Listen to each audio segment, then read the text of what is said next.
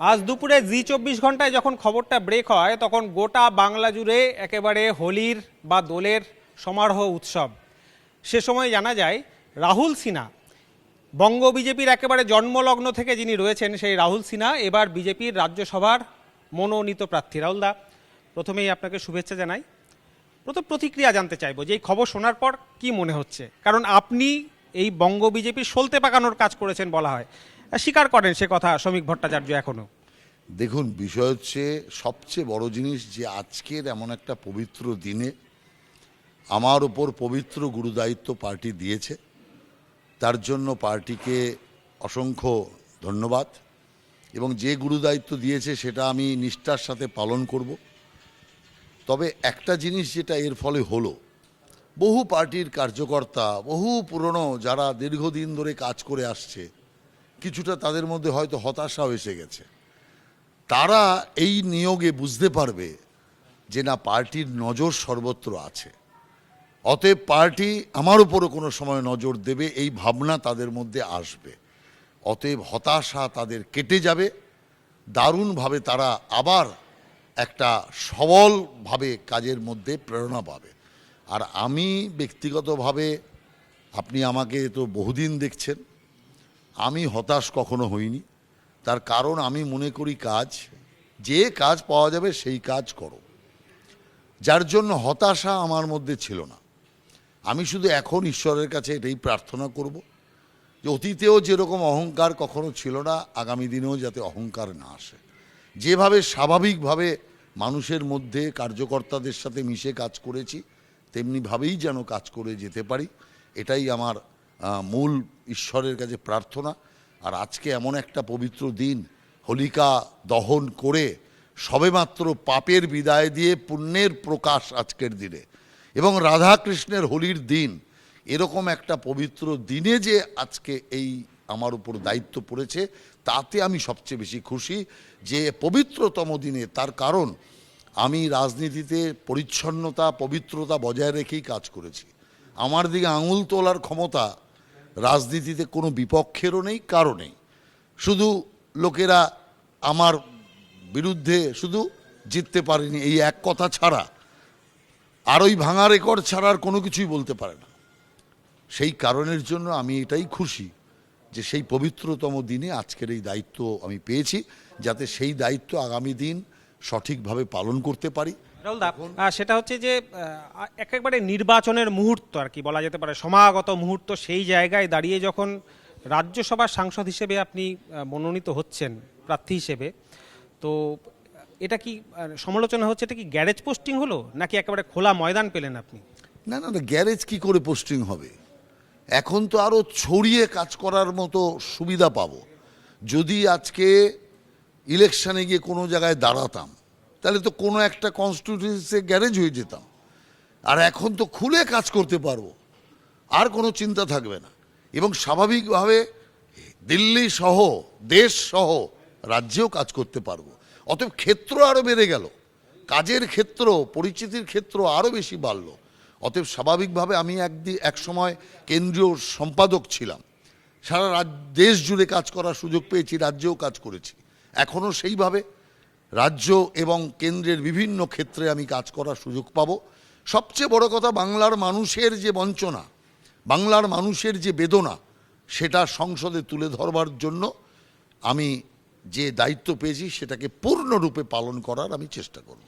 আমরা আপনাকে যেভাবে দেখেছি যে আপনি দীর্ঘদিন মানে রাজ্য সভাপতির এরকম সংগঠনের দায়িত্ব সামলেছেন, নির্বাচনের এই মুখেও আপনাকে আমরা দেখেছি প্রতিটি জায়গায় ছুটে যেতে। সেই জায়গায় আপনি যখন রাজ্যসভা সাংসদ হিসেবে বা প্রার্থী হিসেবে মনোনীত হচ্ছেন, সেখানে এই ভোটের ময়দানে আপনার যে সক্রিয়তা ছিল, সেই সক্রিয়তা কি সেভাবে দেখা যাবে, নাকি আপনি এই মুহূর্তে একেবারে দিল্লির দিকে ঘুরে গেলেন? রাজ্যসভা বা সাংসদ, যখন সংসদ চলে তখনই তার সেই সময় বিশেষ দায়িত্ব থাকে। বাকি তো এখানে ইলেকশনেই কাজ করব। সংসদ বন্ধ, তো আমি ওখানে বন্ধ সংসদে গিয়ে কী করব? হ্যাঁ, কেন্দ্র বিভিন্ন জায়গায় দায়িত্ব দেয়, অন্যান্য রাজ্যে পাঠায়, সেগুলো তো স্বাভাবিকভাবে এখানে যখন ইলেকশন আছে, কেন্দ্র এখানেই পাখির চোখ দিয়ে সব কেন্দ্রীয় নেতারা এখানে আসছে, তার আমাকে বাইরে অন্য প্রদেশে পাঠাবে এমন তো হতেই পারে না। সেই কারণে ইলেকশন মিটে গেলে হয়তো বিভিন্ন প্রদেশে যেতে হতে পারে, কিন্তু এখন তো পাখির চোখ হচ্ছে পশ্চিমবাংলায় ক্ষমতা দখল, এই পাপ মুক্তি করে পশ্চিমবাংলাতে পুণ্যত্বের সূচনা করা। তাই পবিত্র দিনেই দায়িত্ব যখন পেয়েছি তখন বাংলাকেও পবিত্র করব, অপবিত্র অযোগ্যদের বাংলা থেকে সরাবো। তার জন্য যতটা পরিশ্রম করা দরকার ততটা পরিশ্রম করব। আপনার অনুজ শ্রমিক ভট্টাচার্য তিনি দায়িত্ব পেয়েই বলেছিলেন যে বিজেপির যারা আদি নেতা, যারা সলতে পাকানোর কাজ করেছেন, তারা বড় দায়িত্ব পাবেন। আলটিমেটলি দেখা গেল সেদিকেই এগোচ্ছে। দিলীপ সিনহা দায়িত্ব পাচ্ছেন, আপনি এত বড় দায়িত্ব পেলেন, তা আপনার লক্ষ্য কী এবার? এই যে সংগঠনের মধ্যে একটা সমন্বয়ের অভাব তৈরি ছিল বিজেপিতে, আমরা বারবার দেখেছি, সেই সমন্বয়ের অভাব কাটিয়ে দিল্লি বাংলা এক ছাতার নিচে এসে এবারে লড়াই কতটা দিতে পারবেন তৃণমূলের বিরুদ্ধে? দেখুন, বিষয় হচ্ছে শুধুমাত্র যারা পার্টির আগের কার্যকর্তা তাদের নিয়ে যদি পার্টি চলবে কেউ মনে করে, পার্টি এগোবে না। আমি তো সবার আগে অন্যান্য পার্টি থেকে, অন্যান্য স্তর থেকে, অন্যান্য বিভাগ থেকে মানুষকে আমি পার্টিতে এনেছি, এটা তো সূত্রপাত আমি করেছি। অতএব আমি জানি যে যদি মানুষ না আসে পার্টি বাড়বে কোত্থেকে, অন্য পার্টি থেকেও আসবে, সাধারণ মানুষ আসবে। ব্যক্তিগতভাবে আমি চাই যে অন্যান্য পার্টির চেয়েও সাধারণ মানুষ বেশি আসুক।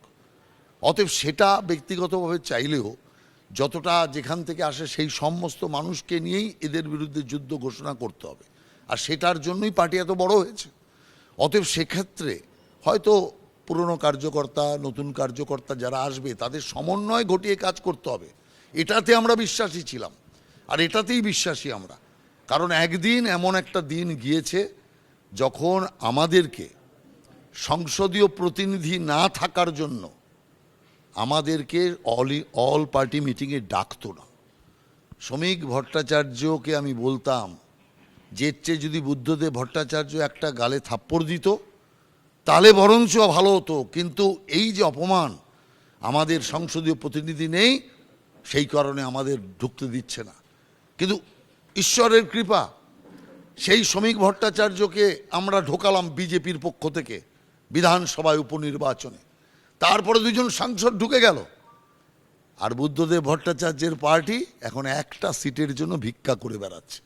পৃথিবীতে এরকম উদাহরণ নেই, পৃথিবীতে যে পার্টি এত বড় ক্ষমতাবান পার্টি, যার নামে বাঘ গরু এক ঘাটে জল খায়, 34 বছরের ক্ষমতার সেই পার্টি একটা সিট দাও বাবা, একটা সিট দাও মা করে আজকে ঘুরে বেড়াচ্ছে। এই অবস্থা কেন? ওই অহংকারের কারণে। ওই অহংকারী ওদের পতনের মূল করে দাঁড়িয়েছে। সেই কারণে যে পার্টিকে প্রতিনিধি না থাকার জন্য ঢুকতে দেয়নি, আজকে সেই পার্টি ক্ষমতায় যাওয়ার জন্য দোরগোড়ায় দাঁড়িয়ে আছে। এটাই হচ্ছে অহংকারের পতনের যে মূল, তার সবচেয়ে বড় কথা। আর তৃণমূলের অহংকার ওই একই পর্যায়ে পৌঁছেছে। সেই কারণে তৃণমূলের বিনাশ এবার অবশ্যম্ভাবী, কারণ অসত্যের পরাজয় হবেই। আজ শ্রীকৃষ্ণের হোলির দিনে দাঁড়িয়ে আমি কথা বলছি, তার বাণী আমি বলছি, সত্য জাগবে, অসত্য পরাস্ত হবে, ধর্মের জাগরণ হবে, অধর্মের নাশ হবে। তাই এইবার 2026-এর বিধানসভায় ধর্ম জাগবে, অধর্ম পরাস্ত হবে। বিজেপির আদি নেতা রাহুল সিনহা নতুন ইনিংস শুরু করতে চলেছেন। তার আগে এই মুহূর্তে জি 24 ঘন্টার মুখোমুখি হয়ে যথেষ্টই আত্মপ্রত্যয়ী দেখা গেল রাহুল সিনহাকে, একেবারে বরাবরের মতোই।